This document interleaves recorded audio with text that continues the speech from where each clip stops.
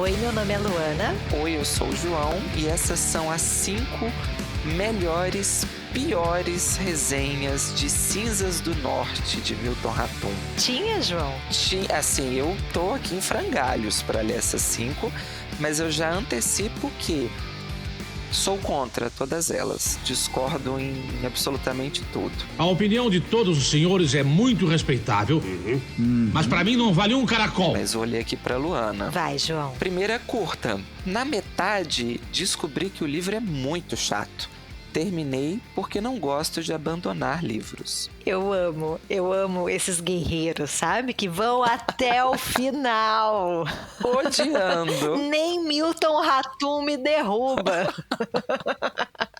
Você tem sangue de Maria Bonita. Mas eu achei curioso, porque assim, a partir do meio, o livro, pra mim, começa a se esclarecer muito mais. Você entende muito mais. Eu acho o início bem mais confuso, bem mais difícil. Eu acho engraçado ele falar que na metade começou a achar chato. Enquanto ele tava perdido, ele tava gostando. Aí ele começou a entender, ele falou, agora eu não quero. Teoricamente sim e teoricamente não. Segundo, achei um livro um pouco cansativo. Essa aqui já é aquela resenha que tá modalizando. É um pouco. Enrola muito para chegar em um ponto. De positivo, gostei muito do espaço em que a história se passa. E acho que o autor escreve muito bem. Mas a história em si não me prendeu. Ratum achei bom, mas melhore. Eu gostei muito do espaço em que se passa. Manaus. Eu acho que ele enrola de fato, mas num ótimo sentido. Eu até falei isso pro João. Ele não tem pressa. Eu acho isso espetacular na escrita do Ratum, porque de fato, eu já falei isso antes, né? No início você tem essa sensação de confusão, é nome atrás de nome, você não entende, são duas famílias e talvez elas estejam relacionadas e talvez elas não estejam, você não identifica bem quem é parente de quem. Então ele vai com muita calma, né, João? Vamos comentar a respeito. Mas assim, eu discordo de tudo que está sendo dito aqui por enquanto, tá, gente? Tirando a Luana, obviamente, que está coberta de razão. Não tem um dia em que eu não me maravilhe por sermos melhores do que as outras pessoas. Tem um título, essa eu gosto das que tem um título. É. Ainda não devo ter cérebro suficiente para gostar. Vejo que todo mundo elogiou e disse que é uma história muito boa, mas eu achei chato e muito detalhista de cenários e costumes. Mas enfim, sobre os personagens, odiei a maioria. Não vou me estender, eu editei, tá? Era uma resenha um pouco maior. Não vou me estender, até porque não achei a história interessante. Parecia um casos de família com o plano de fundo da ditadura militar. Eu gostei do plano de fundo e não pano. Eu acho que a pessoa tá certa. É isso aí. De novo aquele fenômeno. Pessoas que não gostam, mas entenderam perfeitamente. É isso aí. É um caso de família. Com pano de fundo da ditadura militar. Que situação.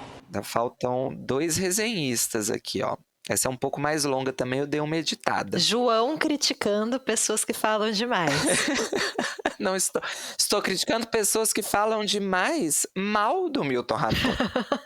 Se elas estivessem falando muito para falar bem, aí eu lia todos na íntegra. Entendi. Essa tem um título bom, A Vida dos Outros. Pouco ouvi falar sobre o Amazonas e sua capital. Já começamos estranho. Esse livro me despertou algumas inquietações. Quase abandonei. Não me dou bem com textos muito descritivos. A história, até por volta das últimas 70 páginas, pareceu ser o pano de fundo para a descrição da cidade, costumes e pratos. Eu achei isso tão injusto, depois eu vou comentar. Depois que compreendi, aí entre parênteses, achei que tivesse compreendido isso, desliguei-me do que pouco a pouco foi sendo revelado. Para quem leu Curtiço, a descrição da cidade do Rio, mais ainda a parte de Botafogo, se parece em muito com o tipo de descrição feito da cidade de Manaus. Não se parece. Só um spoiler aqui. Não posso dizer que me encantei, não. Mas gostei de conhecer essa parte do país a partir da leitura.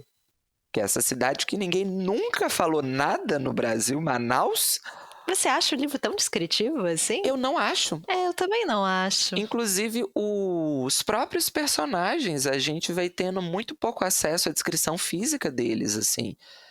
É um detalhe ou outro que escapa, mas é muito diferente a narrativa. Não é aquela narrativa que aparece um personagem e eu descrevo o cabelo, o olhar, a pele. Tem vários personagens aqui que só mais tarde a gente vai conseguir fazer um contorno pictório na cabeça, porque ele aparece, ele fala, ele responde e tal, mas você não tem a descrição. Eu acho pouco descritivo, na verdade. Da cidade, sim. Da cidade eu acho que tem uma descrição, mas também não é um livro descritivo. Mas a cidade, ela é descrita o tempo todo, né? Você não tem um momento da história em que você vai ter uma grande descrição. Você vai tendo nuances ali, lampejos da cidade, volta e permeando ali todo o texto, né? E eu acho que é uma descrição muito mais pela ação, pela narrativa, né? Porque aí peguei um barco, fui até lugar, aí fomos ao bairro X, depois voltamos para o bairro Y. Não tem assim uma descrição de chegamos ao bairro X, onde as casas eram, nananana. É um livro muito movimentado, é um livro de ação. Ou até o que impressiona os personagens, né? Quando eles estão impressionados com alguma imagem. E também discordo quando ele fala da descrição de pratos. Não acho que aparece pratos. Costumes, assim. Eu tenho um comentário aqui. Eu acho que aqui é o estereótipo do exótico que está sendo usado para avaliar o livro por algo que o livro não contempla. O norte do país. Esse lugar de onde nunca tinha ouvido falar, de Manaus. Abafa. Vamos para a última. Curta. Gosto muito do estilo do autor, mas seus livros são um pouco parecidos um com o outro. Sempre uma vida marcada pelo passado e suas consequências, as lembranças, uma dose de amargura. Eu te pergunto, não são assim todas as vidas, Luana? E eu acho que é outro que entendeu, porque eu concordo. Eu acho que o Milton, ele tem alguns temas que ele retrabalha na literatura. Eu acho esse livro, ele tem muitos pontos de proximidade com Dois Irmãos, mas eu acho que o que me encanta no Milton é que ele muda a forma de narrar, ele desloca esse narrador, ele cria outros artifícios, e aí, de repente, no Dois Irmãos, a questão do duplo é muito importante. Aqui a gente tem o duplo, de certa forma, sendo trabalhado em alguns personagens até, não só entre as duas crianças, mas não é esse o conflito principal, é um conflito entre pai e filho, então eu acho que ele sempre desloca a nossa expectativa. Assim. O Milton gosta de uma reviravoltazinha no final do livro, né? Dois Irmãos tem, aqui também tem. Casos de família. O passado, realmente, são sempre livros que vão falar do passado, mas é outro que entendeu, né? Só não gostou. Mas, assim, isso é o estilo, né? É o que a gente chama de estilo do autor, é a assinatura, é você bater o olho e falar, isso aqui é a cara de fulano, isso aqui é a cara de Beltrano. É Milton, né? Mas, assim, estou aqui em frangalhos de ter lido esses 5 comentários injustos com Milton Ratum. Que absurdo! Por que, Luana? Vamos falar hoje de Cinzas do Norte, do Milton Ratum. O Ratum favorito de João. Gente, olha, eu tô... João está aqui felicíssimo, cantando, ouvindo pássaros. Falei com a Luana antes de começar o episódio, falei, eu vou ter que me segurar muito, porque eu tô, assim, obcecado, a palavra é essa. Esta casa serve a Milton Ratum, ela já servia antes. Eu tinha lido Cinzas do Norte em 2009, eu li quase tudo do Ratum, né? Só não li a trilogia. Ele ainda não terminou, mas eu li o primeiro livro, o segundo eu ainda não li, e acho que vou esperar ele lançar o terceiro para eu ler o segundo e o terceiro no embalo. Mas aí eu fui reler os Cinzas do Norte pra gente comentar neste episódio. E, gente, assim, se já era meu favorito, agora eu sou transtornado com Cinzas do Norte. Eu ando nas ruas perguntando para as pessoas, você já leu Cinzas do Norte? As pessoas falam não. Eu falo, mas por que? Você não se ama? Você se odeia? Por que tanto sofrimento nessa vida? Vai ler uma coisa boa, larga o que você está lendo, vai ler Cinzas do Norte. O meu grau de obsessão tá nível Montanha Mágica. Só para esclarecer, gente, estamos falando do Milton Ratum e dos Cinzas do Norte por causa da lista da Folha, que fez ali os 25 melhores romances do século XXI. Nós já comentamos essa lista no episódio passado, ficou faltando o livro A Leitura em Comum. Então escolhemos Cinzas do Norte. Desconfio fortemente que João quis gravar este episódio para poder falar de alguns de seus autores favoritos. Né? Já tivemos a poeta no episódio passado. Já. Eu achei a lista, a gente comentou. Eu votei nessa lista, vocês não estão sabendo. A verdade é essa. Achei. João foi um dos especialistas, João? Será? Não, infelizmente não, mas o gosto bateu em alguns ali, sabe? E antes até da gente começar, a minha história com o Milton também é parecida com a história do João. Eu peguei, gente, o Dois Irmãos muito por acaso. Assim, eu gostava de encebos, e aí eu e meu marido, a gente tinha um acordo, assim, que ele sempre pegava algum livro para mim no escuro, por causa de um título que ele gostava, de uma capa, e eu tinha que ler aquele livro, assim. E ele pegou Dois Irmãos. Não sabia quem era Milton Ratum, não sabia o que era Dois Irmãos, foi uma coisa muito por acaso, muitos anos atrás. E aí eu li, adorei, eu amo Dois Irmãos. E aí também, né, peguei vários livros do Ratum na seguida. Ele não tem muitos livros, né, João? Se eu não me engano, são 6 livros mais os 2 da trilogia? Eu acho que é isso. É o Relatos de um Certo Oriente, aí o Dois Irmãos, os Cinzas do Norte. O Órfãos do Eldorado. E os 2 que não são romance. Um de conto, Cidade Ilhada, e um Solitário à Espreita, que é de crônicas, né? Uns 6 e mais os 2 da futura trilogia, né? Que ainda falta ele publicar um. Então eu li vários, eu só li os romances, eu não li os outros ainda. Preciso ler. E aí fiquei muitos anos sem ler o Milton, não sei exatamente porquê, acho que porque eu li muitos de uma vez, assim. E aí pegamos para reler agora, né, João, para gravar esse episódio e dá essa sensação, gente. Eu comentei isso com o João em off, que você começa a ler e respira, assim, você senta aliviado, porque é isso, sabe? É o que a gente busca com literatura, é o que dá o barato da gente de gostar tanto de ler, de falar sobre livros. É uma sensação inebriante, assim, ler o Milton, e você lê, e assim que você termina, o que eu e o João estamos falando um com o outro? Há dias, que a gente vai reler tudo. Aí dá vontade de sair lendo tudo de novo. É um negócio assim, encantatório, mágico. E comigo foi bem parecido. Eu comentei no outro episódio que 2009 foi um ano muito emblemático de leituras para mim. Foi inclusive por conta daquela lista. Olha a importância das listas que eu comentei no outro episódio, que a revista Trip fez de 15 livros, e aí tinha o Milton Ratum, com Dois Irmãos. Em 2009, gente, eu estava entrando na faculdade, eu tinha 19 anos. Então eu fiquei assim, nossa, não conheço o pessoal dessa lista, tô fazendo letras, né, quero me inteirar sobre os grandes autores da contemporaneidade. E aí eu li, e agora eu não lembro qual eu li primeiro, mas eu sei que eu li um, e eu, assim, fiquei transtornada, eu embalei. Eu li outros 2 na sequência, eu li não sei a ordem exata, mas acho que eu li o Dois Irmãos. Não, acho que eu li o Relato de um Certo Oriente, o Dois Irmãos e os Cinzas do Norte, assim, ó, na sequência. E aqui estou eu, o quê? 14 anos depois? Correndo o risco de fazer a mesma coisa, gente. Porque a minha vontade agora que eu reli Cinzas do Norte é vou reler Dois Irmãos e vou reler Relato de um Certo Oriente. Agora, os Cinzas é o meu favorito, mas de longe. Eu tenho 3 falas para vocês entenderem para Luana, que eu acho que Luana também ainda não entendeu o grau de psicopatia aqui, ó, que eu tô. Tenho 3 frases hiperbólicas para você, Luana, e para os nossos ouvintes, só para situar de onde é que eu estou falando, da minha empolgação. E eu não sou uma pessoa muito dada a exageros, a não ser quando eu estou muito empolgado.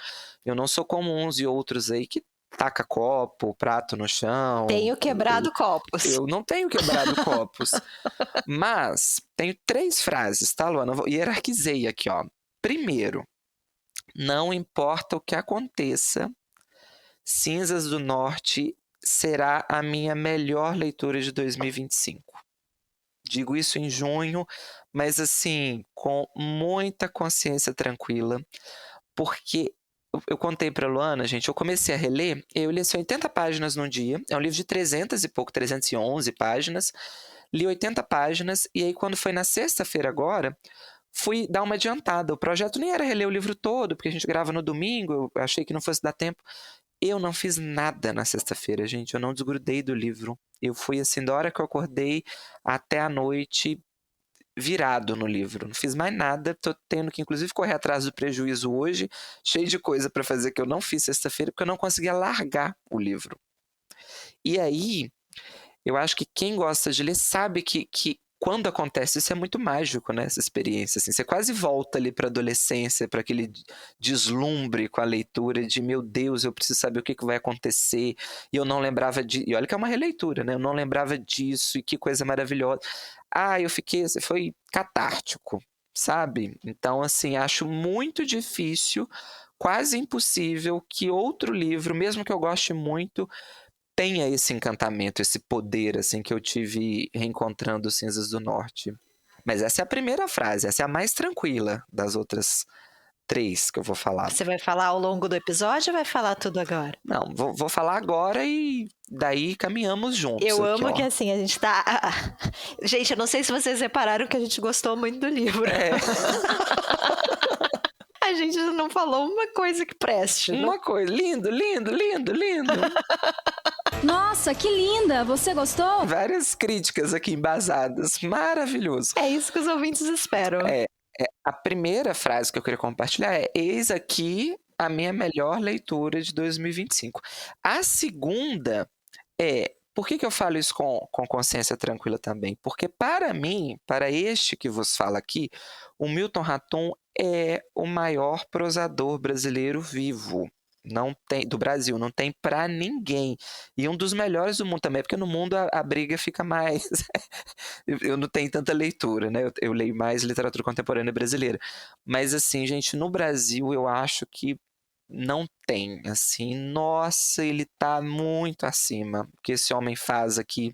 A gente promete que a gente vai tentar explicar de uma forma menos emocionada do que este começo, mas para mim ele é completo, assim, ele entrega tudo. Ele tem uma construção de narrador espetacular, ele tem um enredo excepcional, ele constrói personagens de uma forma maravilhosa. E ele entrega tudo desde o começo, né? Porque só para lembrar... Já começou com o pé na porta. Cinzas do Norte é o 3º livro e é o 3º Jabuti, né? Tinha a brincadeira de que em ano que o Milton Ratum lança livro, não adianta você lançar livro, é dele, tá ganhado já. Ele ganhou 3 Jabuti seguidos, com os 3 primeiros livros. Nada é impossível para uma princesa quando ela quer. Terceira frase, João. Eu até me perdi, que eu falei na ordem errada, fiquei tão emocionado. Mas a outra frase é porque o Cinzas do Norte, o do Brasil ia ser a minha frase de encerramento, eu me atropelei. Mas o Cinzas do Norte é um dos livros favoritos da minha vida. Essa deveria ser a segunda frase. Porque agora a gente tá com um grau, né, estranho, né? Claramente, é uma brincadeira metalinguística minha com a narrativa do Milton Ratum, que também é uma narrativa que vai e volta, que se antecipa e que se... Foi a empolgação, gente, eu me atropelei na empolgação. Mas era essa a ordem, ó. Era o livro favorito do ano, um dos livros favoritos da vida, do autor que eu acho o melhor que está entre nós aqui. Era da Lígia, esse posto, só para a gente entender a linha sucessória. A Lígia faleceu, passou o bastão para o Milton Ratum. Nosso prêmio Nobel. Falaremos disso também, vamos encerrar com essa campanha. Um baita escritor, obviamente, mas também uma figura muito incrível, né? De entrevistas, de falas corretíssimas. A gente tem visto todo o posicionamento dele em relação à Palestina. O Milton é descendente de libaneses, né? Ele é de Manaus, mas ele vem de uma família com ascendência libanesa, que inclusive passa muito na obra, né? Todas as obras têm um pezinho ali no Oriente Médio. Aqui no Cinzas do Norte menos, mas tem também a menção ali aos japoneses que trabalham, né? Que é muito interessante, né? Na Amazônia, é muito legal. Vamos falar sobre isso. Mas feito aqui essa louvação a Milton Ratum... 20 minutos depois... Este podcast serve a Milton Ratum. Fique aqui. Não teremos críticas negativas aqui, né? Não teremos. Hoje vai ser só puxação de saco mesmo, gente. É isso. É isso. Um beijo da Anitta. E aí, acho que a gente pode agora finalmente ir pro livro, Luana. Mas... assim, já vou fazer aqui uma preparação. A Lu até comentou isso quando a gente estava lendo as resenhas. É um livro que ele é construído junto com a leitura, durante a leitura. Você começa o livro sem entender exatamente quem está narrando, do que eles estão falando, quem são os personagens, e aos poucos você vai juntando esses quebra-cabeças. Então, assim, para a gente comentar o livro, a gente vai ter que quebrar um pouco essa brincadeira do começo, porque a gente vai ter que pelo menos organizar algumas coisas aqui na fala. Mas a gente promete que não vai comentar os spoilers, e aqui tem... O que tem neste livro é spoiler, assim. Existem algumas revelações importantes no livro, tem pelo menos uma que eu acho que é bem fundamental aqui, mas a gente promete não falar. E se a gente achar que é importante falar, que no decorrer da nossa fala, vai ser bem no finalzinho e a gente avisa. A gente avisa, a partir daqui vai ter o spoiler, mas fiquem despreocupados, pelo menos nesse começo aqui, a gente ainda vai ter que revelar algumas coisas, tipo quem é o narrador, né, alguns pontos importantes aqui, mas pelo menos a gente segura aqui as surpresas, né? Que eu acho que nesse primeiro ponto eu nem considero um spoiler, porque o livro começa com o narrador, né, do livro mais velho, falando assim, olha, estou aqui num bar no Rio de Janeiro, terminei de ler a carta que um amigo meu me enviou, o meu amigo morreu, então isso já está na primeira página, não é um spoiler. E aí ele fala, e eu vou contar agora a história desse meu amigo. Então assim, a gente retroage no tempo, mas ele começa dizendo, estou aqui enquanto adulto, acabei de ler uma carta que me chocou muito, trouxe uma revelação, que a gente só vai saber essa revelação nas últimas páginas do livro, mas a partir disso ele volta e ele fala, vou contar agora a história desse meu amigo que nasceu e cresceu comigo lá em Manaus. Ele está no Rio de Janeiro, mas a gente volta para Manaus e aí começa a história, né? E aí você vai ter, vou tentar organizar aqui. Por personagens, talvez seja uma boa, né?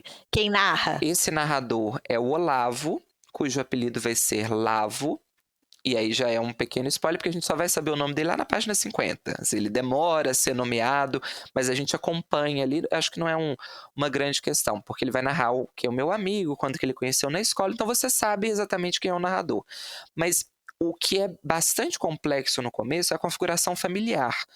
Depois a gente entende que, basicamente, você tem duas famílias que são muito, muito próximas. A gente não entende exatamente qual é o grau de proximidade entre elas e por que elas são próximas. A gente fica até na dúvida no começo se é uma família só, como é que aquilo se organiza, mas de um lado você tem o narrador, que é o Olavo, ele é órfão de pai e mãe e ele é criado por dois tios, a Ramira, que é uma costureira, e o Ranulfo, tio Ram. Os apelidos aqui vão aparecer muito também, e é um dos pontos que deixa a gente confuso no começo, até a gente entender quem é quem pelos apelidos, mas o Ranulfo, o tio Ram, que é não sei assim como definir, mas um bom vivão, um vagabundo, um malandro, mas muitas outras coisas aqui também. Gosta de livros. Gosta de ler. Ele, ao mesmo tempo que ele representa um lado do não trabalho, ele também é meio que uma alegoria da liberdade completa, de fazer o que se quer, mas muito questionável. As duas leituras aqui, tanto a do vagabundo quanto a de um símbolo da liberdade. As coisas são bem mais complexas no livro do que isso. Mas você tem esse primeiro núcleo. E eles são muito, muito pobres. Isso é dado desde o começo. Em oposição, ou num outro espelhamento invertido, você tem a família do Mundo, que é o amigo do Lavo, de quem ele vai contar a história. Mundo, apelido de Raimundo, que é um adolescente no começo aqui do livro mais ou menos da mesma idade que o Olavo, e ele é filho do Jano, que é o apelido de Trajano, o pai do Raimundo, com a Alícia, e em oposição à família do Olavo, o Trajano, a Alícia e o Raimundo são podres de ricos, muito, muito ricos. O Jano é um grande oligarca, um grande fazendeiro, ele produz juta no interior da Amazônia, mas tem vários outros negócios também que ele administra. Moram num casarão, num palacete, ali num bairro central de Manaus. Eu não conheço muito a geografia de Manaus, mas pelo que me parece é uma região mais central, muito próximos dessa família muito pobre do Lavo. E a gente tem esse estranhamento, até a gente não consegue entender exatamente no começo por que esses dois adolescentes de universos tão diferentes são tão próximos assim, como que essa amizade é construída. E aí, aos poucos, a gente vai entendendo as relações familiares que são construídas aqui.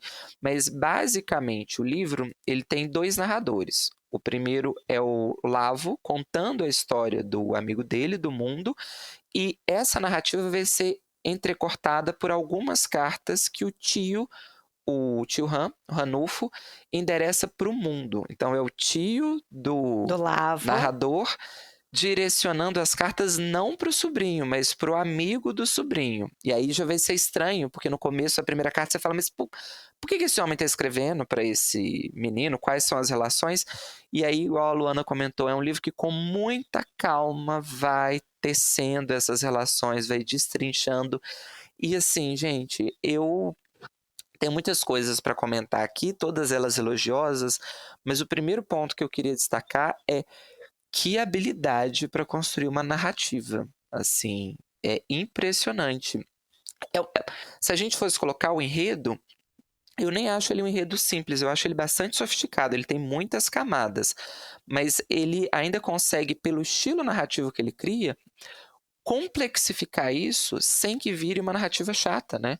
É uma narrativa muito interessante, assim, a forma como as cenas vão ser. E apesar de eu ter feito essa fala de é uma narrativa muito complexa, ela é tão fluida a hora que você está lendo, as coisas vão acontecendo, as cenas são descritas, você entende o que está sendo narrado, e você quer saber mais, você quer entender quem são aquelas pessoas, por que ele está falando aquilo, quem é esse amigo. Enfim, vários pontos aqui já para a gente comentar neste começo. Essas duas famílias se relacionam de várias formas, né? O João mencionou que a gente no início fica em dúvida de quem que é quem ali, como que essas famílias estão próximas, mas existem relações até de trabalho ali, né? Então a mulher rica, Alicia, usa os serviços da outra, né? Da mulher mais pobre, que é costureira. Tem algum momento que o Lavo vai viajar com a família do Jano e do Mundo, né? De pai e filho. E aí esse Jano, né? Que é esse Trajano, esse imperador. Os nomes são muito bons, né? Essa figura muito impositiva, muito poderosa, muito ditatorial, de certa forma. Ele se ressente porque o filho dele é o Mundo, né? E não o próprio Lavo, que na cabeça dele parece muito mais com ele. Eu acho que, para mim, não sei se você tem uma ordem aqui de assuntos, mas para mim um dos grandes temas é essa relação pai e filho, né? O grande embate aqui do romance se dá justamente com o Mundo e com o pai, né? Com o Jano. Acho que a gente pode ir por aí. Eu ia só fazer uma fala antes, que é a seguinte. Você tem várias camadas narrativas aqui, mas eu acho que a gente pode reuni-las em dois eixos principais. O primeiro é esse, do embate entre o pai e o filho, né, por várias diferenças que a gente pode comentar agora. Mas numa outra camada você tem acesso ao passado dessas famílias, que eu acho espetacular também, que esse passado vai ser explicado para a gente enquanto leitor pelas cartas, principalmente. E aí você tem o plano ali do presente e o plano do passado. Eles vão se entrelaçar num determinado ponto, mas é basicamente esses dois polos narrativos, né? O choque entre pai e filho e os segredos dessas famílias. E aí, no meio disso, outras camadas de sentido e de discussão vão sendo apresentadas para o leitor. E os segredos são, assim, vários casos de família, como o resenhista ali bem colocou no início aqui deste episódio, né?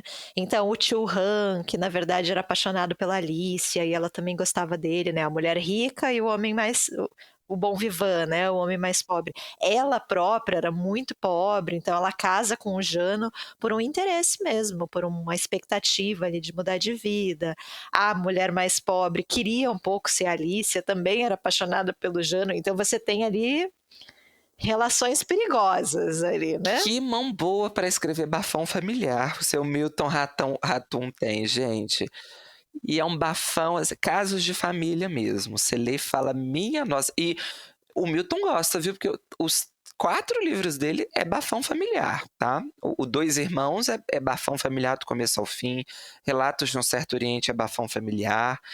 Esse choque entre pai e filha aparece na trilogia, aparece no Órfãos do Eldorado. Então, assim, questões familiares muito interessam ao senhor Milton Ratum. Então a gente tem todo esse contexto, né, desses bafões familiares e a relação de pai e filho, né, que é muito bem construída também. E, como se não bastasse, nisso tudo, de quebra, assim, ó, de presente para o leitor, você ainda tem o pano de fundo da ditadura militar. Porque o Trajano, ele é amigo de coronéis, de generais, né? É um livro que tem também esse viés tem um foco nessa família, mas por detrás você acompanha a ditadura militar acho que principalmente assim, como ela foi vista em Manaus, como ela é vista por esses personagens. Claro que aqui é um recorte, a gente só vai ter acesso a como esses personagens lidam, e já é um baita de um recorte, porque você tem vários retratos diferentes, desde o Trajano, que é amigo íntimo dos coronéis, que usa a influência política e econômica que ele tem. Se beneficia, né, com o regime. O tempo todo, que apoia esse regime, né, que defende o regime, porque o Trajano, ele representa aqui a tradição, né, o patriarcado aqui, da forma como a gente conhece. E em oposição você tem outros personagens que vão ser contra, que vão lutar contra a ditadura. E também uma outra camada que eu acho interessantíssima, que é uma camada que simplesmente ou ignora ou não é atingida diretamente com aquilo. Então, assim, tem uma outra relação. Às vezes eu nem sou tão simpático, mas assim, não está me afetando tanto. Então, que é o caso da Alicia, por exemplo, né? Ela não concorda com aquilo, ela até despreza aquilo, mas ela considera assim, isso não é um problema direto meu. Eu tenho outras preocupações. O próprio Lavo, né? O próprio Lavo é maravilhoso. Depois ele vai ter uma certa virada, né? Mas ele é muito protocolar nesse começo, né? Ele demora a entender. Depois, quando ele entra na faculdade, ele vai tomar um partido um pouco mais explícito contra. Mas também é uma postura muito pragmática. Tem uma cena que eu acho muito emblemática disso, que ele já está na faculdade, ele começa a se envolver com movimentos estudantis de protesto à ditadura, mas ele vê o mundo passando, ele vê que o mundo está com um problema, ele sai da passeata e vai cuidar do amigo. Ele fala, eu preferi cuidar do meu amigo do que participar daquilo. Então ele faz uma escolha muito pessoal. Só para deixar claro, você tem o Jano, né, que o João falou, que é o que se beneficia do regime, e eu acho até mais do que isso, ele dá uma certa voz para o regime, né? Então ele fala, ele defende os valores daquele regime. Tem um momento específico que ele fala como ele trabalha muito duro para trazer a civilização para a Amazônia. O quanto de esforço isso exige dele, né? Então a gente tem esse personagem, aí você tem o filho, que é oposto ao pai, depois a gente fala mais sobre essa relação, mas ele é oposto ao pai até nisso, né? Então desde sempre o mundo vai ser muito crítico, mesmo adolescente, né? Ele já vai ser muito crítico ao regime, à ditadura. E aí você tem o amigo do mundo, que é o Lavo, que nesse início, principalmente, ele não tem muita opinião, mas eu acho que essa questão do pragmatismo, até por ele ser mais pobre, né, João? O mundo, ele é rico. Vou voltar nisso depois, no final. Ele pode ser rebelde, o Lavo não, ele só tem uma chance de escapar daquela realidade dele, né? Então eu acho que isso também perpassa a narrativa. Ele precisa trabalhar duro e ele precisa ser muito rigoroso com a postura dele, porque ele tem muito a perder, né? E se ele bater de frente, a consequência vem. Para quem é rico e está protegido pelo pai, é possibilitado ser rebelde. O mundo pode ser rebelde porque ele vai ter um aparato familiar sempre. E ele vai ter isso, gente, até as últimas consequências, assim. Tem cenas que você fala, nossa, mas que grau de ilusão esse pai tá aqui em certo momento. Porque qualquer mínimo indício do mundo de que ele vai fazer algo que agrade o pai já está disposto a passar todos os panos do mundo, a mexer todos os pauzinhos que ele tem para dar uma vida confortável com o filho. Até nisso eu acho que o Milton acerta, porque ele faz um retrato muito fiel da mentalidade da classe média alta no Brasil, assim.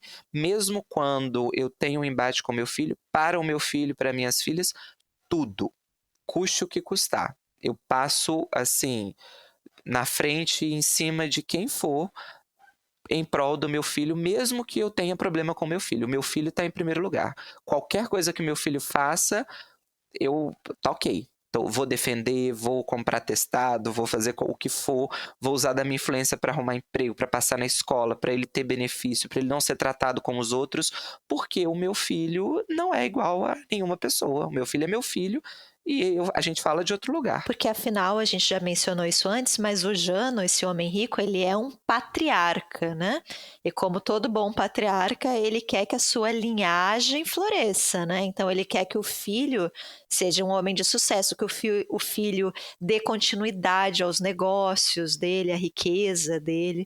Essa é a grande dor do personagem, né? O fato do filho ser tão diferente dele próprio, né? E do filho não dar a mínima para os negócios, do filho querer que ficar desenhando. Porque a gente ainda não falou sobre isso, né? Essa oposição, ela também se completa dessa forma. O mundo é um artista, João. Ou ele acha que é. Eu gosto também porque o livro vai levantar umas indagações aqui. Gente, eu tô assim me segurando pra não ficar dando gritos aqui e batendo palma, porque é tanta coisa que o Milton Raton consegue colocar aqui, e tão bem colocado.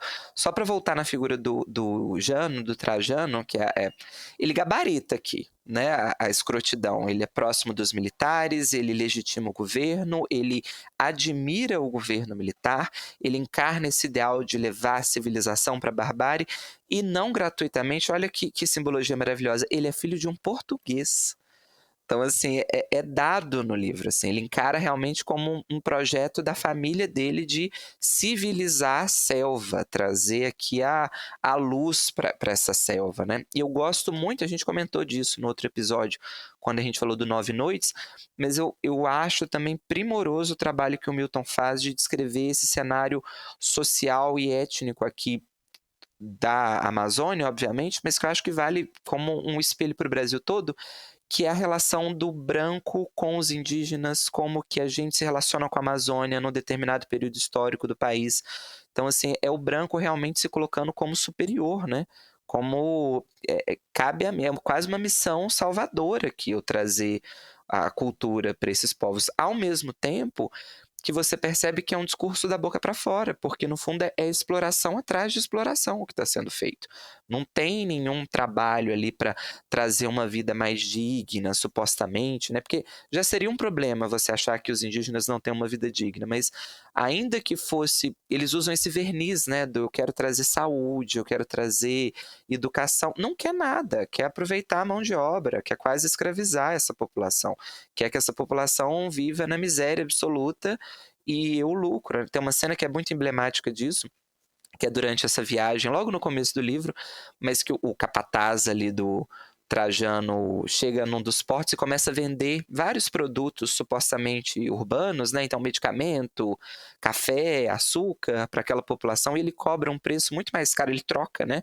Café por frutas, por alimentos que essa população extrai, e aí o pai fala com o filho assim, olha, aprende como é que trabalha, como é que negocia, e o filho fala, como é que engana, né? Porque o que vocês estão fazendo aqui é passar a perna nessa população, vocês estão claramente vendendo um produto de péssima qualidade e fingindo que é algo maravilhoso, porque você sabe que essa população não pode ter acesso a isso, então não importa o preço que você coloque, elas vão pagar, porque elas não têm como ter acesso de outra forma. O retrato da pobreza aqui no livro é muito forte, né?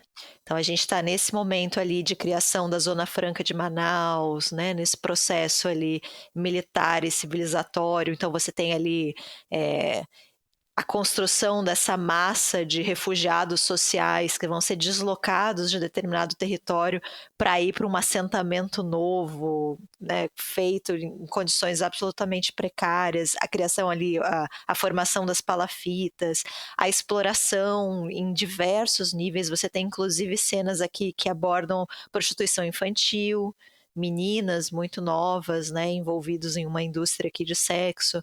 Então, todas as imagens são muito fortes, né? E queria deixar aqui registrado uma nota de louvor ao Milton Raton, porque a gente já comentou isso em outros livros e a gente reclamou, né? As cenas que aparecem aqui com prostituição ou sexualização, principalmente de mulheres, crianças muitas vezes ou adolescentes, elas são sempre feitas pelo viés do asco, gente, assim, ele não romantiza. Eu acho isso parece o óbvio, mas vindo de um autor homem branco no Brasil ainda é uma exceção, infelizmente, né? A gente ainda vê autores que a gente inclusive gosta, que a gente já resenhou em outros livros, mas que sempre derrapam quando vão fazer uma construção de personagem feminina, mesmo que seja muito indireto, mas assim, constroem a mulher com esse perfil de uma ninfeta, e aí que cai num lugar muito estranho. Aqui, assim, é uma mão muito firme para fazer essa descrição de o problema existe e é um problema. Não tem outro nome. É ruim, é negativo isso aqui que está acontecendo. Mais do que ruim ou negativo, assim, é triste, né? E é um livro queria comentar, tem várias coisas aqui para comentar, mas vou julgar essa ideia e depois eu retomo no que a Lu falou da desigualdade. Mas, gente, é um livro tão melancólico e eu acho que é difícil também sustentar, porque são 300 páginas todas melancólicas, assim. Eu não consegui exatamente identificar o porquê. Tenho algumas suspeitas. Acho que tem esse tom da nostalgia de um personagem lembrando a vida, e aí isso contamina o livro todo. Eu sempre li com esse tom de melancólico, de algo que já foi, ou que poderia ter sido e que não foi. Tá em todo momento no livro, mas assim, não falha. É muito difícil manter o mesmo tom do começo ao fim, e o Milton faz. E o que eu ia comentar, vou puxar o gancho que a Lu levantou, a bola que a Lu levantou. Para mim, é um livro sobre desigualdade social. Assim, é a grande temática do livro, e isso a gente não vai dar tantos spoilers, mas para mim é a chave de leitura do livro, porque todos os personagens, em maior ou menor escala, vão ser confrontados com essa desigualdade social. E aí a pergunta do livro, quando você começa a ter acesso ao passado dos personagens, as escolhas que no começo você não entende exatamente porque as pessoas são assim, depois você vai ter acesso ao passado delas e algumas escolhas vão fazer mais sentido pra gente, mas para mim é um livro sobre o preço que se paga quando você quer sair da pobreza. Você não sai da pobreza incólume. Todo mundo vai ter que pagar um preço muito alto para sair desse cenário. E aí a pergunta é, até que ponto você está disposto a pagar ou não? Porque eu consigo ler todos os personagens por esse viés.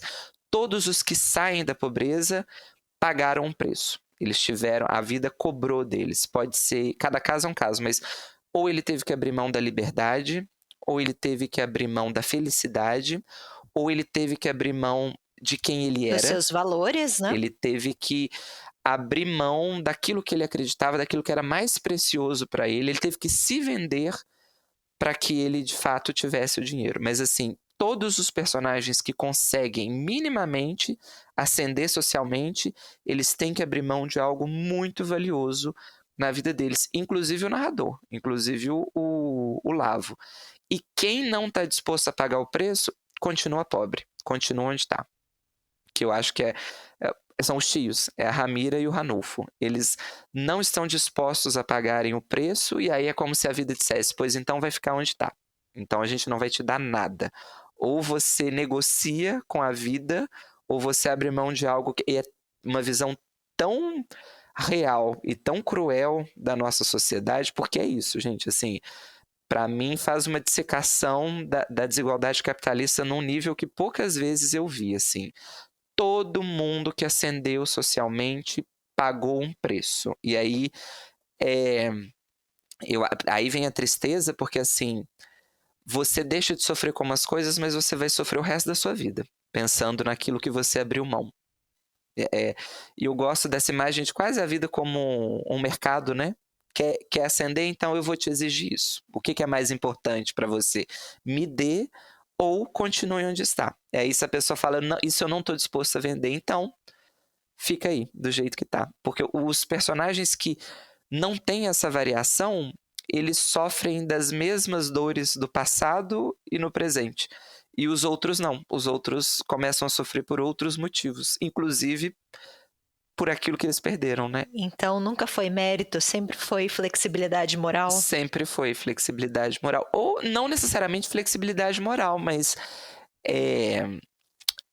alguma coisa você vai perder. Pode ser o grande amor da sua vida, pode ser a ilusão, pode ser a sua arte, né? A vida, e eu acho que isso é o mais cruel do livro.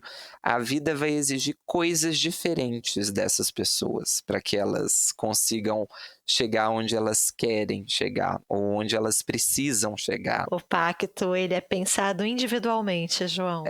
Nossa, eu acho aí que o livro me ganha, sabe? Quando você percebe o que está acontecendo. Gente, e assim, eu tô aqui me segurando para não dar spoiler, mas tô tentando puxar de memória. Tinha muito, muito tempo que eu não li um livro tão crível, assim. Os personagens, chega um momento que você fala assim, gente, não é possível que esse homem inventou isso, porque é muito realista, assim, é palpável demais a personalidade dos personagens, as ações que eles tomam, e quando começa a explicar, voltar no passado e te contar as escolhas que foram feitas, você não consegue discordar de nenhuma, você não tem força para criticar ou questionar, porque é uma situação tão complexa que aí quando o personagem precisa tomar alguma decisão e ele toma, você não consegue nem fazer um julgamento, sabe? Você só pensa assim, bom, É isso. quem sou eu aqui pra falar? E às vezes, exatamente, é isso. E às vezes é feito de uma forma que você pensa assim, eu nem sei se foi uma escolha, se havia outra forma disso se desenrolar, sabe? Fica parecendo como se, olha, eu tive que fazer isso porque o que eu mais poderia fazer nessa situação? E eu acho muito bonito como que o Milton faz isso, até no Trajano. Eu não acho o Trajano uma figura vilanesca, assim. Ele é uma pessoa muito complexa. Tem um momento da narrativa que a gente quase começa a dar razão para ele. É muito... Não sei se a Luana passou por isso, porque em vários momentos eu falei, nossa, mas também que filho insuportável, sabe? Assim, nossa. Mas isso se chama idade. Porque quando eu li a primeira vez, eu não tive tanta raiva do mundo quanto dessa vez agora. Nossa, você começa a falar, ai, que saco também, não precisa. É porque é a rebeldia ali, às vezes sem causa. Você percebe assim, nossa, mas dava para ter feito isso de uma outra forma, tão menos agressiva. Uma das coisas que mais me indigna no mundo é que ele é incapaz de mentir. Aí custa jantar, um jantar também, de noite. E acho que o ponto que você mesma tinha comentado no começo o livro esbarra... Gente, é muito bom. Que lindo, É isso que eu queria dizer. Não lindo. sei se ficou claro. Não tem defeitos. Mas, assim, é muito fácil ser rebelde quando você tem dinheiro para sê-lo. Sabe, assim, é muito fácil eu fugir de casa, eu falar que eu não vou na escola, quando eu sei que eu posso fazer o que eu quiser, que meu pai e minha mãe vão dar um jeito de consertar aquilo ali. É muito fácil ficar zanzando pela cidade querendo desenhar quando eu tenho dinheiro para comprar tintas, Em papéis. certa medida, é mais fácil ser artista quando você tem dinheiro também, né? Beber cerveja no bar para falar mal do meu pai, que tá pagando a conta da cerveja que eu estou bebendo todos os dias no bar.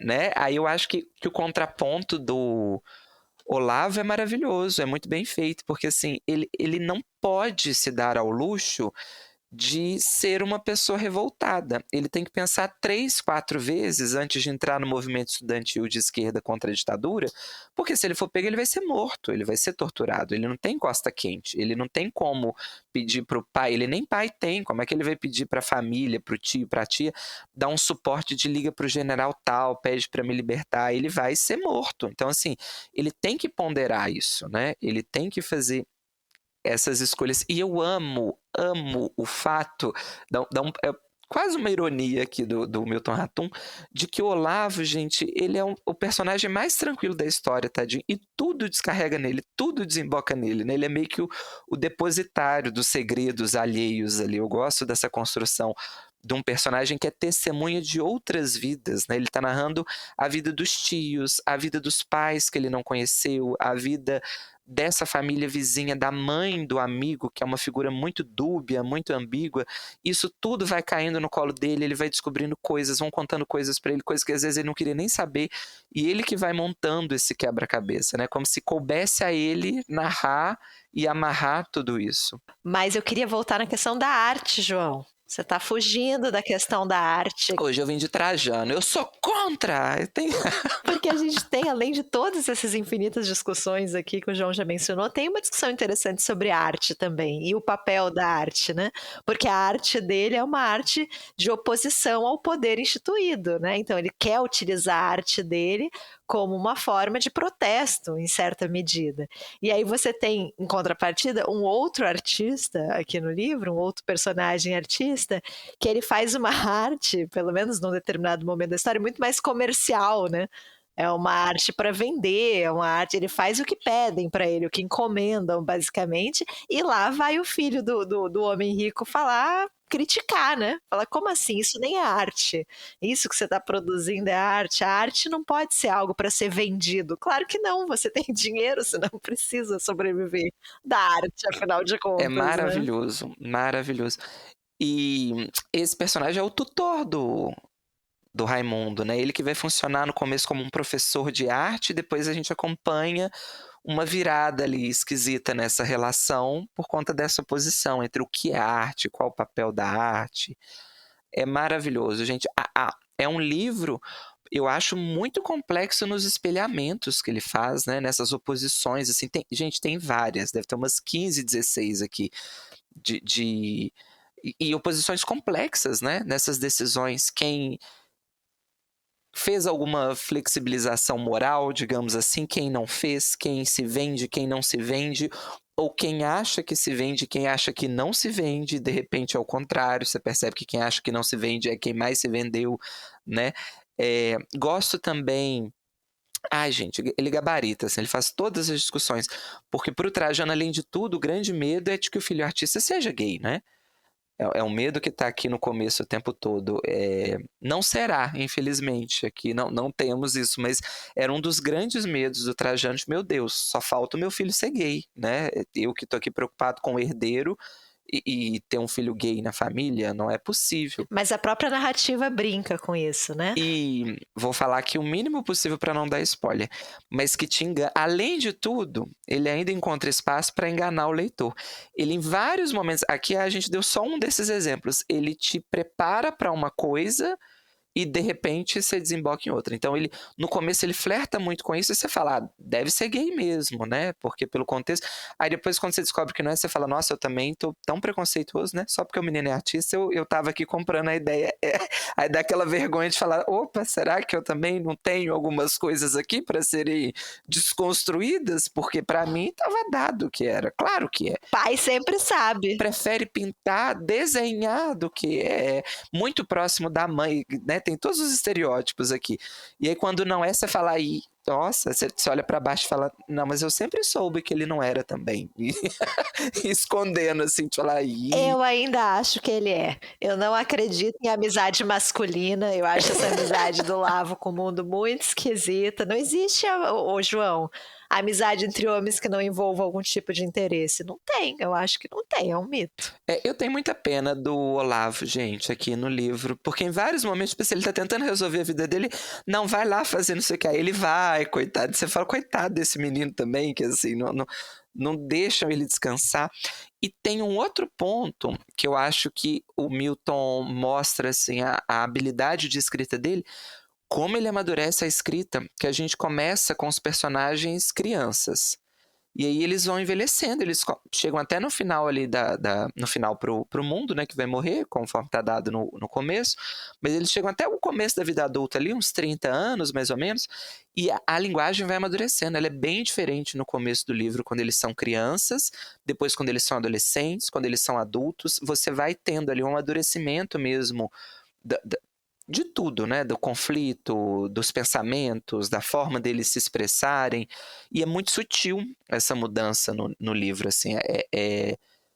Mesmo a passagem do tempo sendo feita e esse amadurecimento, né? É isso. Eu acho espetacular também a discussão que ele faz do passado das personagens. A gente já comentou isso aqui em outros episódios, mas eu acho uma das questões tão emblemáticas para a humanidade, né? Assim, você pensar quem eram os seus pais, como foi a outra geração. Porque mesmo que você conheça eles, que eles te contem, conheci sua mãe assim, conheci seu pai assim, o outro sempre é um segredo pra gente, né? Mesmo o outro que você conhece.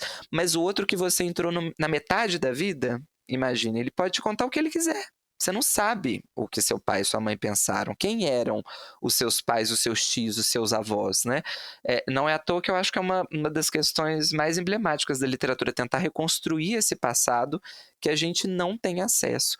E aí, quando começam a vir as cartas contando a história da outra geração, é espetacular, gente, esse é um negócio, e aí você entende as relações complexas dos familiares, as imbricações. Ia comentar também sem dar muitos spoilers, mas nas últimas cartas, aí começam a revelar bastante coisa pra gente, assim, começa a esclarecer muitos dos episódios que estavam meio nebulosos pra gente. E o que eu gosto, na penúltima ou na última carta, é na penúltima, que é a última do tio, que ele vai ali meio que explicar tintim por tintim a história da vida dele, e ele brinca muito com isso, assim, ele vai desmentindo alguns fatos que a gente acreditou durante toda a narrativa, e eu acho isso também muito maravilhoso, porque é como se ele dissesse assim, a realidade sempre é mais simples do que a gente pensou. Assim, quando vem a explicação, ela é muito mais palpável, ela é muito menos grandiosa, ela é muito mais comezinha do que tudo que foi criado, de todas as mitologias, tudo que a gente pensou. Quando vem a justificativa, não, isso nunca aconteceu, isso foi assim, assim, assado, aquilo eu inventei, isso aqui era assim. É tão mais simples a realidade do que aquela construção mitológica e etc. Então eu gosto muito disso também, de às vezes a gente projeta muito mais coisa do que de fato é, né? E quando vem a realidade, ela é muito mais simples e muito mais triste também do que o que a gente imaginou. E é curioso que essa revelação venha de forma quase objetiva, né? Através de uma carta. Que é outro ponto alto do livro para mim. Como que a gente comentou isso muito no off, né, Lu? Como que o Milton, no Cinzas do Norte, ele usa recursos muito tradicionais da literatura para fazer essa construção. A carta, né, esse recurso da carta, quantos livros a gente já não leu que uma carta no final revela o segredo, mas como funciona bem dentro dessa narrativa, assim, não tem nada fora do lugar, sabe? Vou tentar aqui não ser ofensivo com outros, mas me parece que é uma ideia assim, olha, eu uso os recursos que estão à minha disposição enquanto escritor, mas eu uso bem. Então, assim, se eu quiser trabalhar com uma ideia que já foi usada, não tem problema nenhum, desde que eu faça isso bem feito. Eu não preciso ficar tentando inventar a roda o tempo todo, tentar criar coisas mirabolantes, porque literatura não é isso. Literatura é contar uma boa história bem contada. Para bem contá-la, eu vou usar os recursos que a literatura me oferece. Quando for necessário, eu brinco com o narrador, eu brinco com o tempo, eu adianto, eu retrocedo, eu faço uma construção aqui, mas esse não é o foco, porque eu não preciso provar que eu sei fazer, porque eu sei fazer. Então, assim, me parece um autor muito maduro e muito seguro de eu não estou querendo impressionar ninguém, mostrar assim, olha o que eu faço com o meu narrador, olha o que eu faço com a minha narrativa. Eu vou fazer isso quando for necessário no livro, mas assim, eu não vou fazer isso só para te mostrar que eu sei fazer, só para virar uma masturbação intelectual aqui de vejam como eu estou inaugurando, porque ele inaugura, né? Ele tem muita inovação formal aqui. Eu acho um narrador muito complexo o que ele faz. Eu acho Movimentos tem outro livro dele que é o Relato de um Certo Oriente, que é mais complexo ainda, que é uma história dentro de uma história dentro de uma história. Mas assim, me passa muito essa imagem de segurança, sabe? Ele sabe o que ele está fazendo. Mas um outro recurso que ele utiliza muito bem e que é muito tradicional é a utilização de um animal de estimação, né? A gente já viu isso em várias histórias. Então, o Trajano, que é esse pai que tem essa relação muito difícil com o filho, ele tem um animal que ele ama profundamente e ele dá muito mais carinho e dá muito mais atenção para esse cachorrinho do que para o próprio filho. É o fogo. Não é inovador e revolucionário, mas funciona. E outro ponto que é bem tradicional, eu gosto também, eu acho que para mim o Milton faz uma ponte muito bem feita entre tradição e modernidade, assim, tanto do ponto de vista histórico na obra, mas do romance enquanto gênero, sabe? Assim, ele consegue dialogar muito com esses elementos que, desde que o romance existe, estão presentes na estrutura do romance, e propor coisas novas ou usar recursos mais modernos, menos tradicionais. Mas outro recurso muito tradicional é a mulher ambígua, né? É a construção de uma personagem feminina que é o centro da narrativa, que é a Alicia. Ela que movimenta tudo, né? Tudo gira em torno dela. É a nossa Capitu, João. Exatamente. Da mesma linhagem aqui do que a Capitu, de Dom Casmurro, do que a Nina, de Crônica da Casa Assassinada. Me lembrou muito a Madalena. São Bernardo. Me lembraram muito os embates que a Madalena tem com Paulo Honório, em São Bernardo. Então, assim, é uma personagem muito ambígua, porque desde o começo ela se coloca contra o marido, mas chega um momento que você fala, mas por que essa mulher também está nessa situação? Qual que é o segredo que sustenta? Por que ela, ao mesmo tempo que ela ameaça, ela nunca cumpre, assim. Então ela fica numa postura de rivalidade com o marido, mas ao mesmo tempo que ela é contra, ela acaba tolerando uma série de abusos do marido com o próprio filho, cenas de violência. É mais do meio para o final que aparecem as cenas de violência, assim. E de degradação, né? De profunda degradação. Ela é uma dessas que pagou um preço alto, né? Por ter mudado de vida, né? Pagou. E quando vem a revelação, lanço aqui um desafio. Quem julgará a Alicia?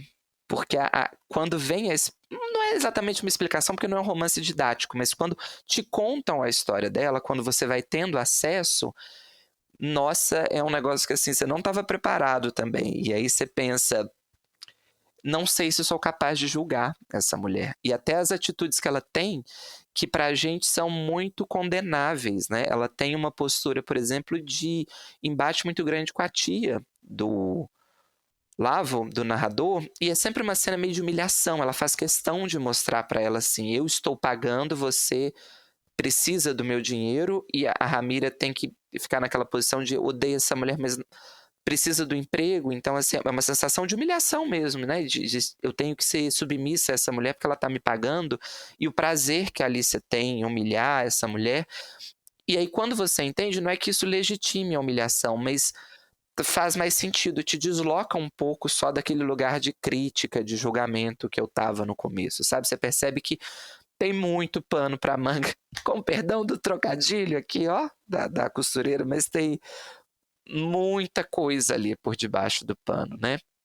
Eu gosto muito da Alicia. E o nome é maravilhoso também, né? Porque a Alicia, ela alicia, né? Então ela não deixa de ser um trocadilho com essa capacidade. Ela está sempre envolvida, ela movimenta a história, ela paga os outros, ela toma decisões e até ficam algumas coisas no ar, assim, no livro. Você não sabe exatamente o que ela fez. Ela fala que fez uma coisa, mas o livro dá margem para talvez ela tenha feito outras também ali, né? Ela diz que fez uma coisa, mas será que ela fez dessa forma, né? Assim, eu acho incrível, gente, a construção dessa personagem, assim. É uma baita personagem, sim. Triste, gente, que livro triste.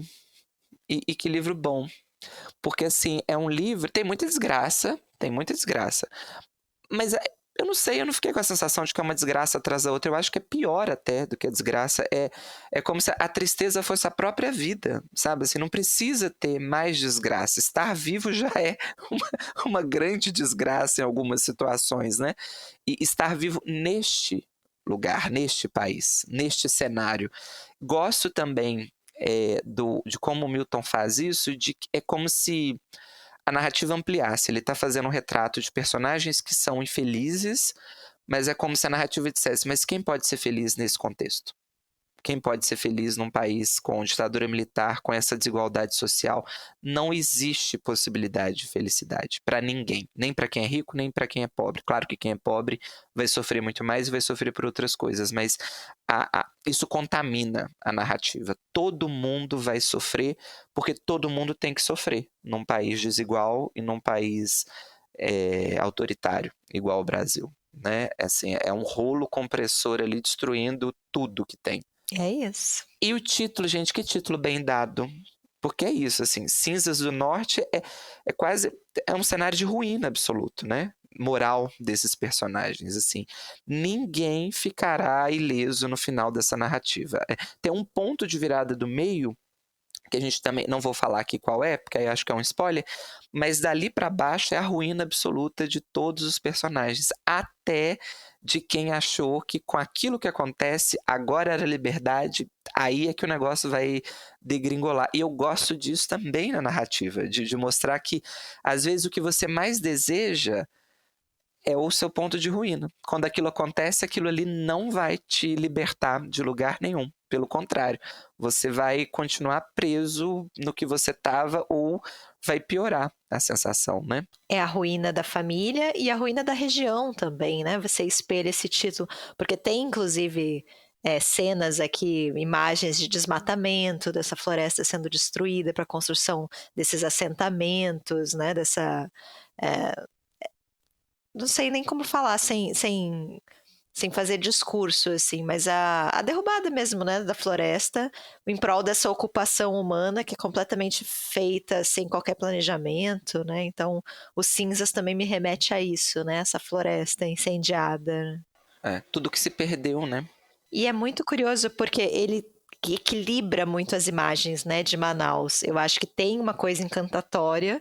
Você termina o livro querendo conhecer Manaus. Eu acho que ele dá muitas imagens belíssimas ali da região e ao mesmo tempo tem essa imagem também, né, da pobreza, da ruína, das cinzas.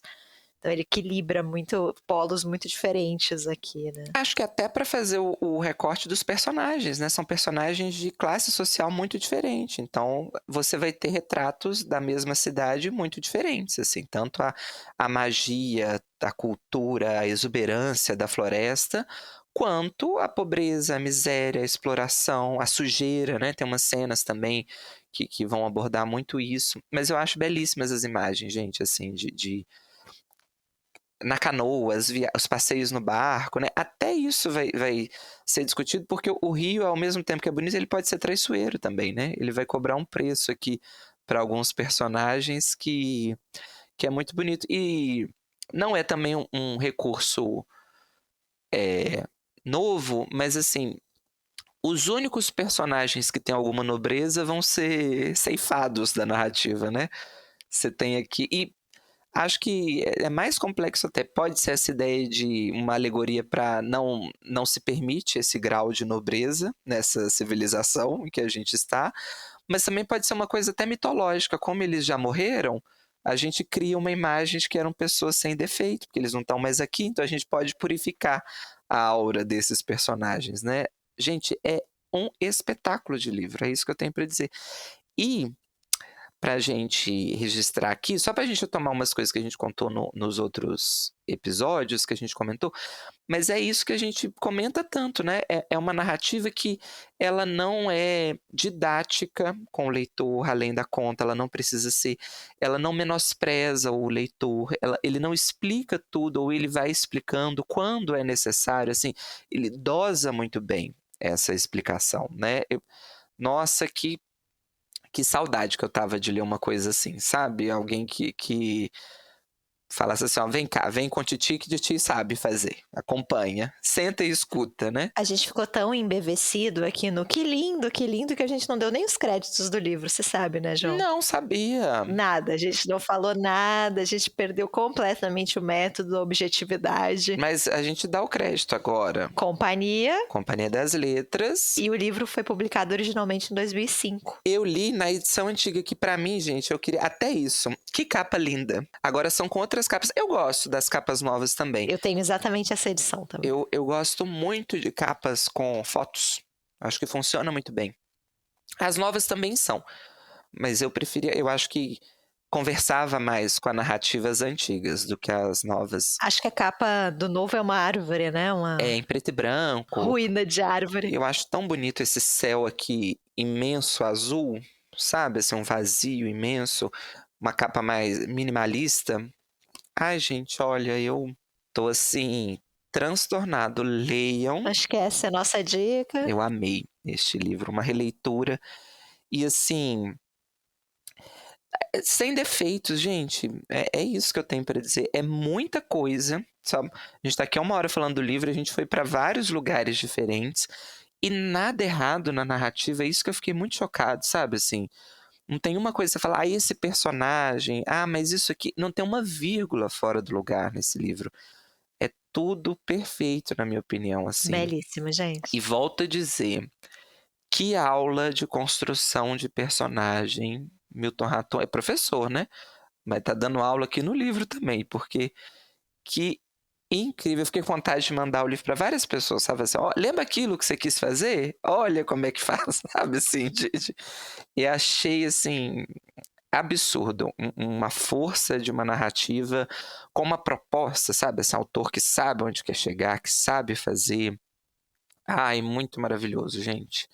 Para mim, volto a dizer, muito acima da média, assim, para mim é coisa de gênio, assim, acho que vai ficar por séculos e séculos. A gente vai discutir a obra do Milton Raton, porque é muito maravilhoso, é muito complexo, é muito rica.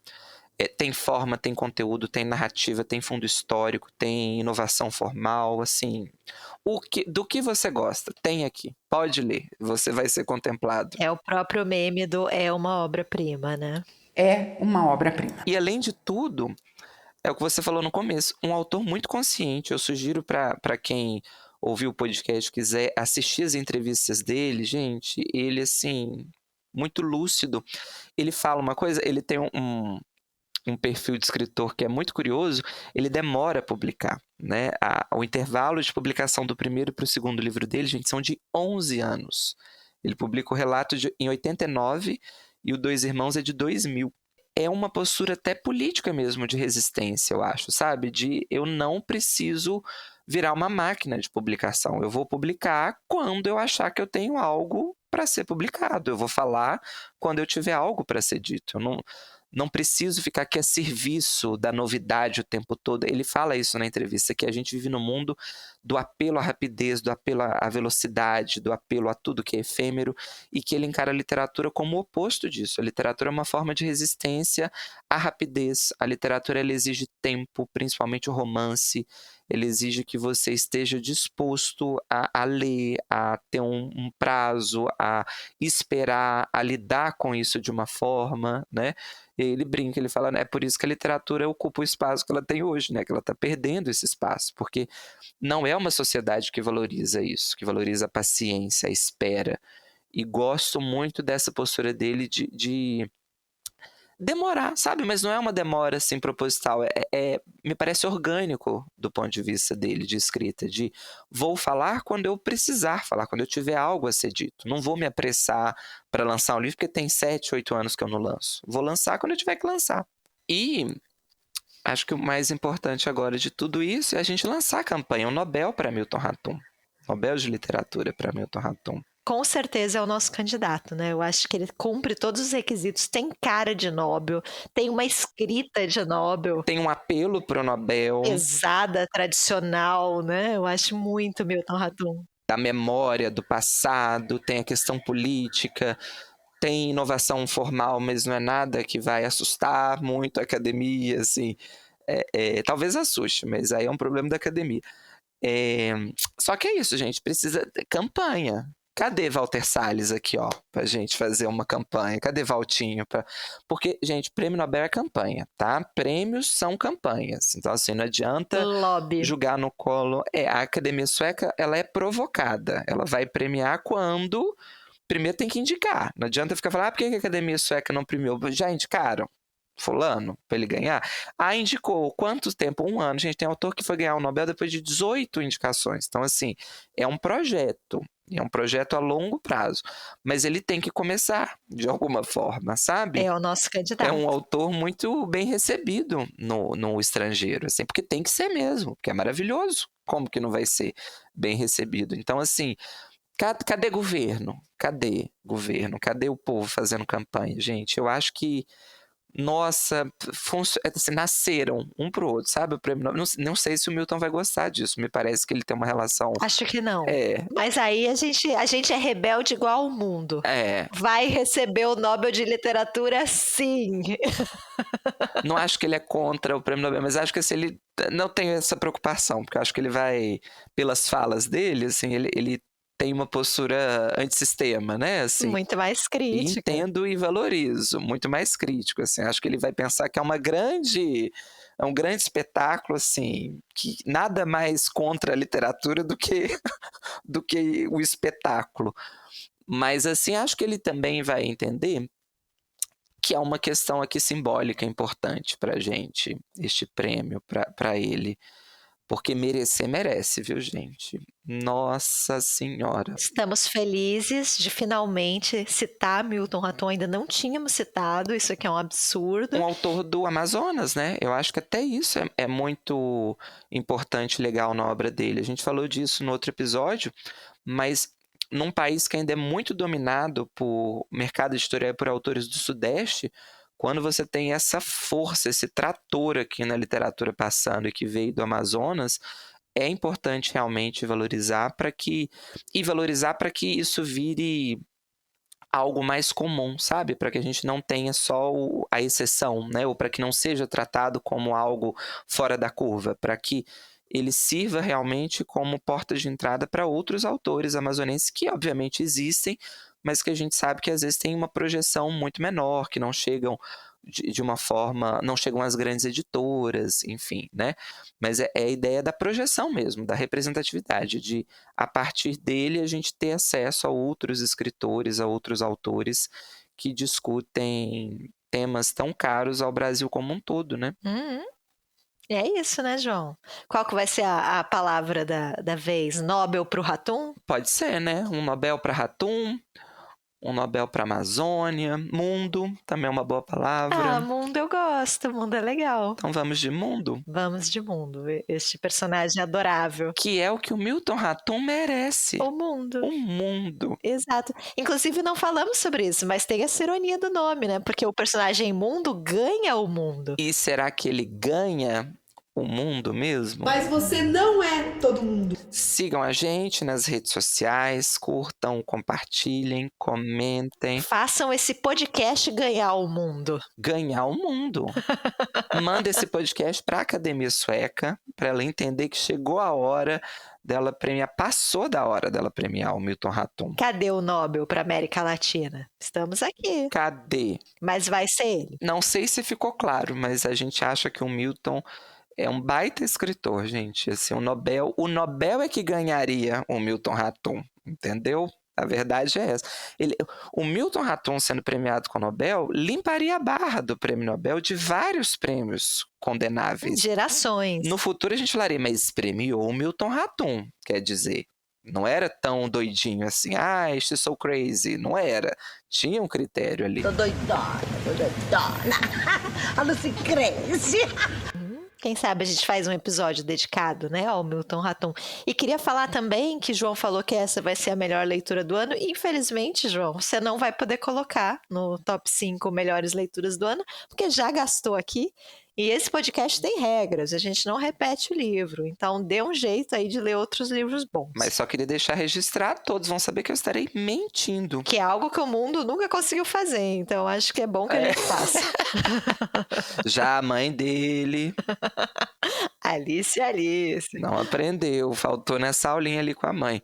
Mas é isso, vou lançar aqui nem sei como que eu chamo, não é um desafio, não é uma projeção, uma previsão, mas muito provavelmente eu vou roubar também, vou dar os meus pulinhos. Se eu reler outro livro do Milton Ratum, colocarei o outro como melhor leitura do ano.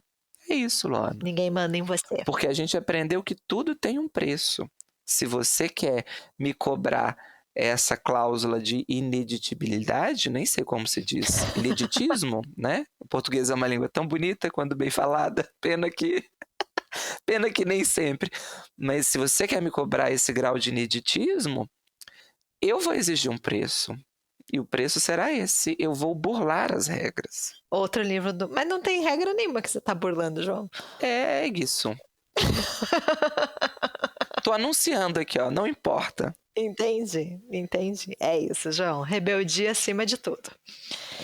Leiam, então, Cinzas do Norte. Comentem se vocês já leram. Qual o livro favorito de vocês, do Ratum? Eu não sei. Eu vou reler o Dois Irmãos. E aí, porque eu sempre tive a impressão que era o Dois Irmãos, assim. Mas também gostei muito da releitura do Cinzas. Vamos fazer esse projeto mesmo, João, de reler os livros. Quem sabe a gente faz um episódio dedicado inteiramente ao Milton, fala dos outros 5 romances dele, né? Demorou tanto para falar que é o mínimo que a gente deve. Acho que ficou, a gente até explicou, né? A gente não tinha falado ainda justamente porque eram leituras muito antigas, né, João? E a gente tende a trazer aqui para o podcast leituras mais recentes, que a gente acabou de fazer. Então, acabou ficando para trás, né? Quando a leitura é recente, a gente, obviamente, é um comentário bem mais aprofundado, assim. Principalmente no autor do Gabarito do Milton, que fala de tanta coisa. Acho que ia ser até leviano da nossa parte fazer um comentário muito raso do livro, né? Porque é isso, estou aqui emocionadíssimo com o Milton Ratum. É isso, gente. Parabéns, seu Milton. E vou resumir com 2 palavras. Parabéns. Escrevam Mundo, então, nos comentários. Digam também se vocês gostam do Ratum, o livro favorito de vocês. Boa semana para todo mundo e até mais. Até. Beijo, beijo.